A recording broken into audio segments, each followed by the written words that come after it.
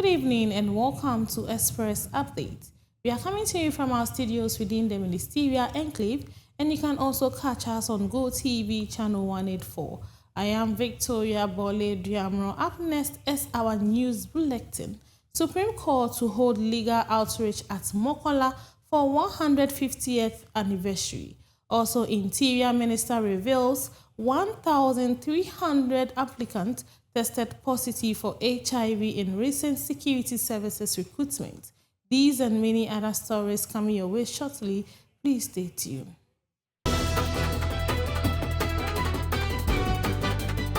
Now the news in detail. The Supreme Court of Ghana will take legal education beyond the courtroom and into the heart of Accra as part of activities marking its 150th anniversary.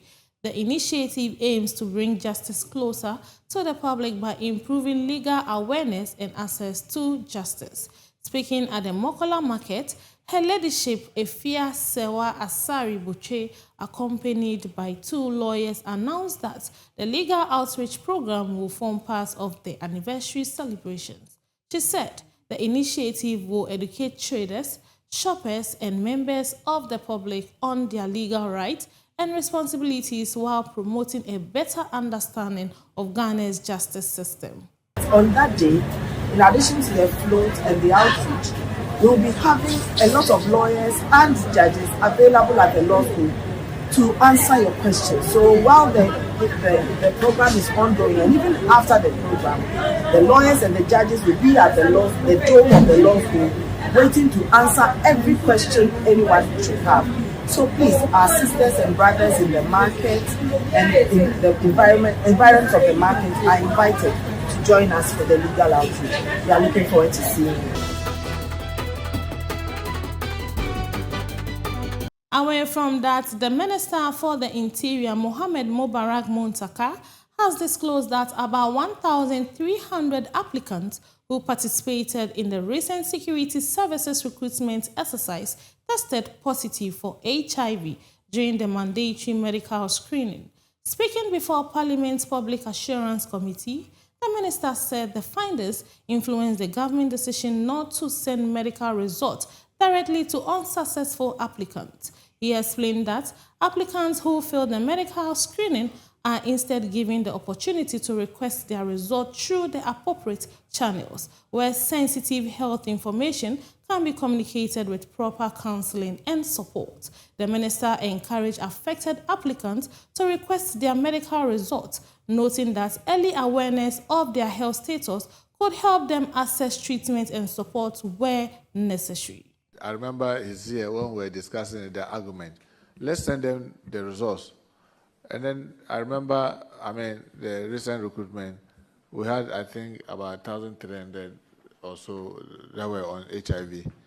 And then they said, can you imagine sending somebody a result, telling the person that you have HIV? That's not the procedure. The person has to go through some orientation. So one of the things that we did was simply to say that when you get disqualified, you are given a contact to reach out if you are interested in knowing the details. Then when you call, then they assist you to let you know. Because interestingly, some of the things that we realize are treatable. So people need to know and then also get treatment so that subsequent recruitment they could join. So you need to know, it's of interest for every person that got disqualified to be interested in knowing what was the cause, so that at least you'll be able to, those that you can treat, hepatitis B, if you have cardiac issues, maybe you've had some major surgery, drug, mental, and all that. A lot of it, some of them, I believe, you would help you be able to get out of it, especially those who had mental issues. People may not even know that they are having mental issues, but these are things that are easily treatable. So we encourage everybody to try and reach out. Don't just say because you've been discovered, you are no longer interested. Be interested, because it may be something minor, it may be something major, whichever it is. If you get to know, it will be of great interest to them. But the reason why we didn't send the results directly was that we don't want the shock. Even based on the WHO guideline, there are certain ailments, you just don't throw it on the person's face that oh, you have hepatitis B, you have HIV, you have that. So that was why we didn't send the results directly. Well, they were over 100,000. Okay. Remember those who qualified the aptitude test to, they were over 100,000 who went through the test. To some more stories, the Asante Kingdom has marked a historic milestone with the entombment of Nana Ama Bonsu as the 15th Asante Hima by Asante Hene Otumfuo Osei Tutu II in accordance with Asante tradition. Nana Ama Bonsu succeeded the late Nana Ama Kunedu Yadom III, who passed away in August 2025 after serving as the 14th Asante Hima.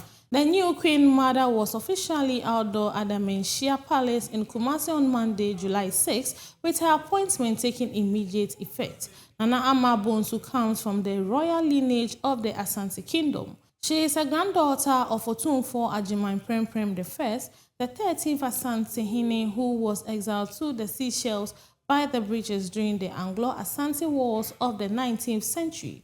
She is also a niece of Otumfuo Osei Agyeman Prempem II and a sister of the late Nana Akwesi Agyeman, popularly known as Okumkom, who served as Kumasi Metropolitan Chief Executive.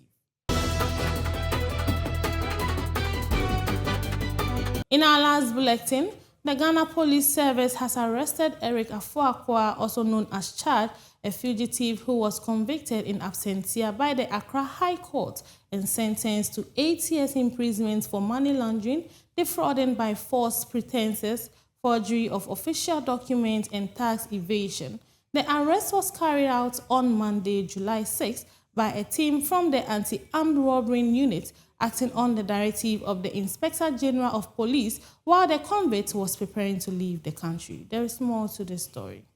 Eric Afuakwa was found guilty in 2019 on 5 out of 6 counts by the Accra High Court, presided over by Chief Justice Georgina Mensah-Ntacha.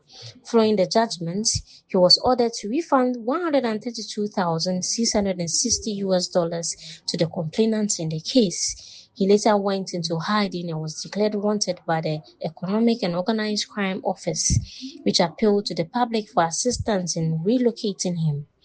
The police service says the suspect has since been handed over to Yoko to continue the enforcement of the court's judgment and has reaffirmed its commitment to collaborating with state agencies to ensure fugitives face the full rigors of the law. And that's all we have for you on Express Update. I am Victoria Bole Diamo. Do enjoy the rest of our programs.